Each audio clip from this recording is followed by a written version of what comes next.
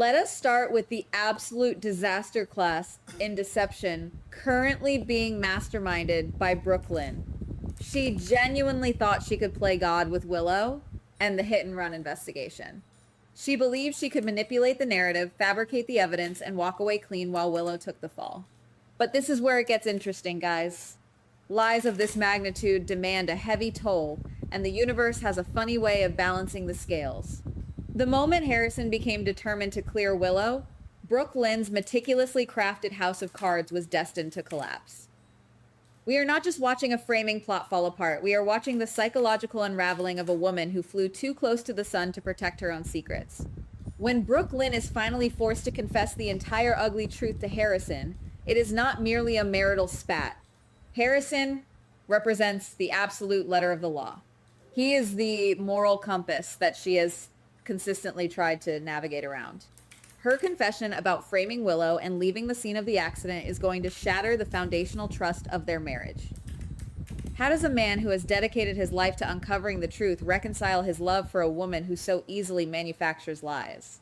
It is a devastating character study of self-preservation versus integrity. Brooke Lynn's actions are a desperate flailing to keep her life intact. But in doing so, she is actively destroying the very relationship she is trying to protect. And we cannot ignore the collateral damage here, specifically regarding Geo. Brooke Lynn's web of deceit is not an isolated incident. It is a toxic spill that infects everyone in her orbit. Her lies are actively threatening her connection with Geo, proving that deception is a generational curse in her family. Geo is caught in the crossfire of a war he did not ask to be part of, and it perfectly illustrates how a single fabricated GPS log can ripple outward, destroying trust and alienating the people who actually believed in you. It makes you wonder if anyone in that family can ever truly break the cycle of manipulation. Speaking of manipulation, while Brooke Lynn's personal life is imploding, Tracy and Lucy are currently tearing each other apart over the control of deception. This is not just a standard corporate boardroom battle. This is a visceral, claws-out war for relevance and legacy. Tracy operates with a ruthless, calculated precision while Lucy thrives on chaotic opportunism. Watching these two titans clash is like watching two forces of nature collide. They are both entirely convinced that they are the rightful queens of the cosmetic empire, and neither is willing to concede a single inch of ground. It is a fascinating reflection of how power dynamics in this town are never truly settled. They just go dormant until the next power vacuum opens up. What makes this corporate war truly brilliant is the return of Serena.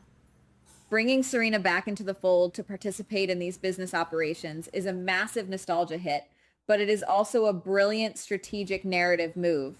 Serena represents the legacy of the past stepping into the modern battlefield.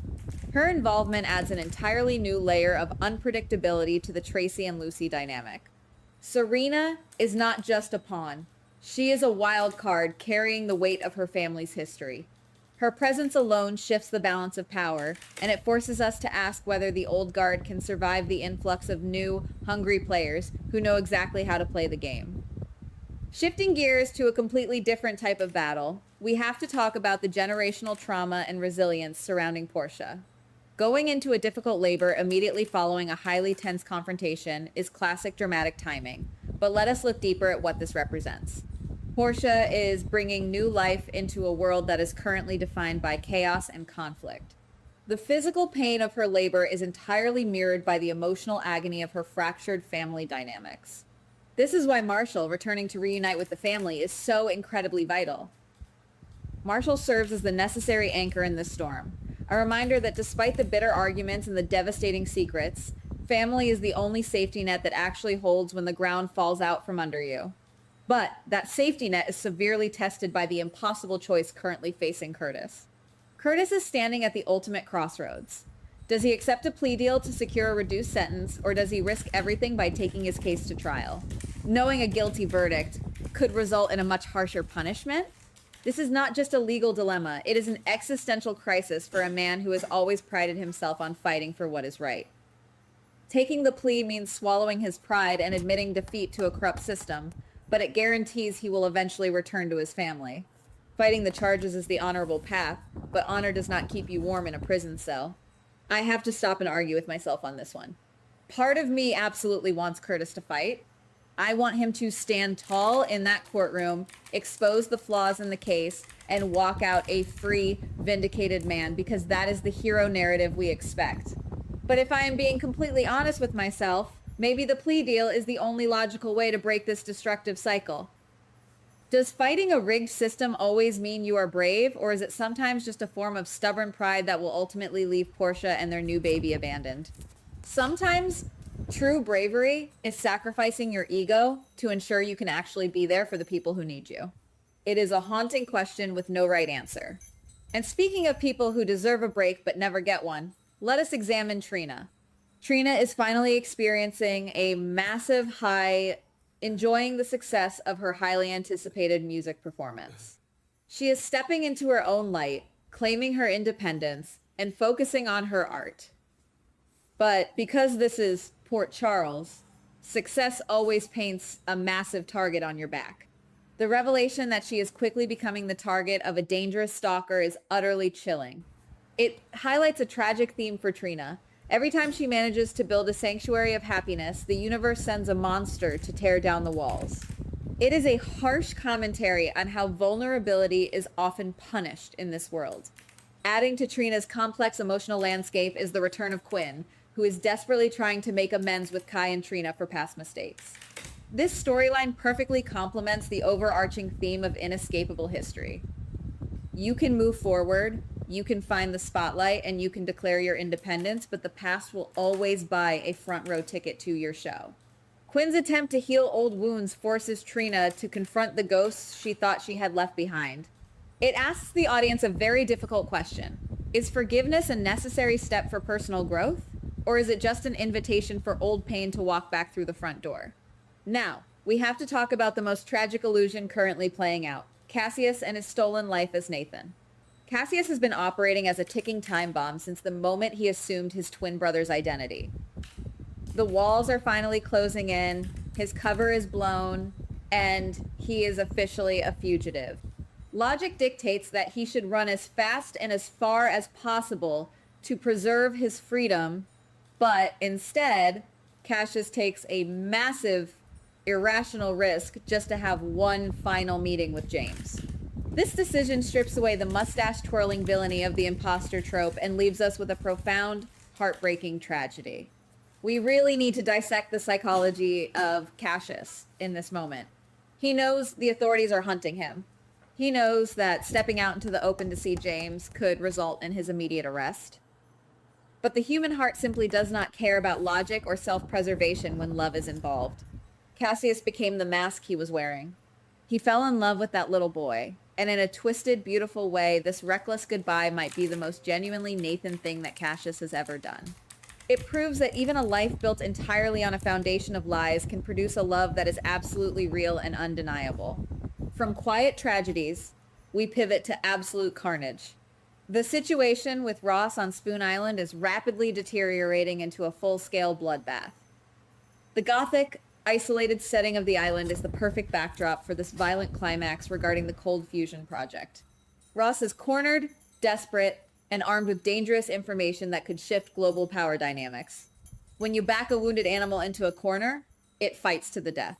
The resulting chaos is not just an action sequence.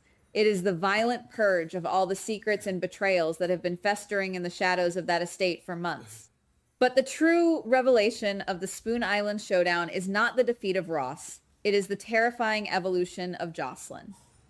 Supported by Carly, Lucas, and the tactical might of the WSB, Jocelyn steps up to confront Ross in a way that is genuinely shocking.